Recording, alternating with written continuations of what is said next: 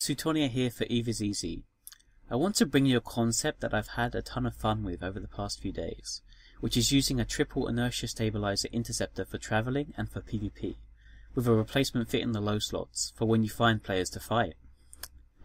I'd like to thank Johnny Pugh for getting me to think about this concept after discussing a similar concept with exploration interceptors. You can find his channel over on YouTube/Johnny Pugh. I'll leave a link in the description. His content mostly focuses on exploration and PvE content and new ship models on the test server rather than PvP, but if that interests you, check it out. So, of those of you that are not aware, an interceptor that aligns faster than 2 seconds is uncatchable when decloaking from a gate cloak. Because of the way the server works on 1 Hz ticks.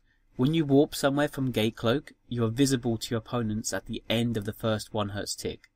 Then, even if they lock you, any actions they have queued up on you, like scram, web disruption, apply at the end of the second tick, or at 2 seconds.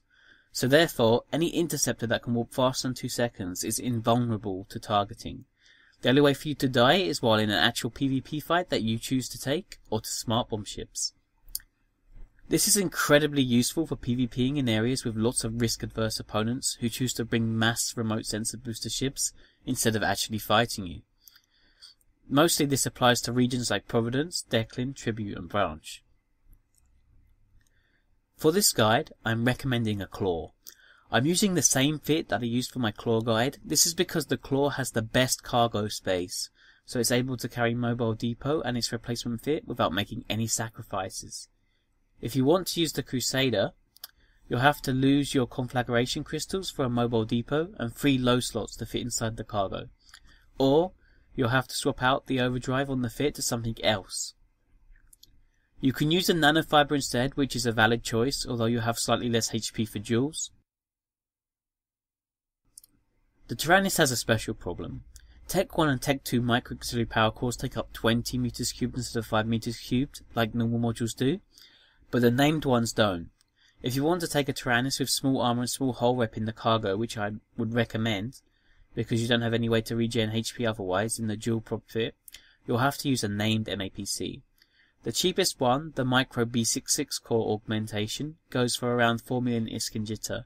It might be a pain to get a named MAPC in remote areas. You also have the problem that your afterburner will be offline while you have the micro auxiliary power core offline. And you also need to have a power grid rig if you want the Microwarpdrive online, so you'll have to switch out the 2 Tech 1 damage rigs for a Tech 2 damage rig and a power grid rig, unless you want to roam in the triple iStab fit without the Microwarpdrive and afterburner instead, which is possible, but it'll make catching stuff like miners and haulers a lot harder, and it's more dangerous if you choose to engage something and then something comes in, and it'll be harder to leave. The Claw and the Crusader are definitely much better for this, and I would definitely recommend the Claw for this. You can do this on a Raptor as well, but I don't think the Raptor is very good. It has the same problems as the Tyrannus does, and it's just worse than the Tyrannus anyway.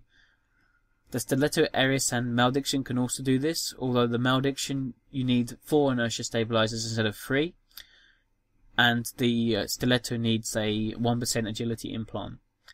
The Crow is not possible unless you use 2 Tech 2 agility rigs, 4 inertia stabilizers and a 1% agility implant. And all of those ships, the tackle interceptors, do pretty low DPS. So the advantages with this are pretty obvious. I was camped in by 10 remote sensor booster camps in the 2 to 3 hours that I roamed Providence in my Claw. I was able to run from every single one of them without any issue. This fit is great for roaming without a care in the world, especially around areas such as Providence, where the locals would rather just RSB camp interceptors instead of fighting them. The added movement advantage in this fit is also apparent, as I was able to grab a few industrials and miners thanks to my crazy mobility.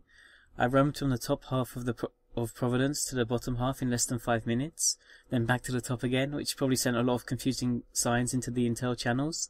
I was able to catch quite a lot of stuff. The only real issue that I found is when you encounter someone that wants to fight you, you need to warp to a safe spot and refit. I had a Tyrannus following me around for a bit in a system. When I went to refit to my proper fit to the right to fight him, he left, so I think this might send signals sometimes that you're running and safing up instead of wanting to fight.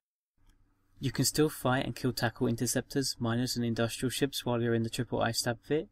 You don't always have to refit the fight if you're confident you have an advantage and you can kill them.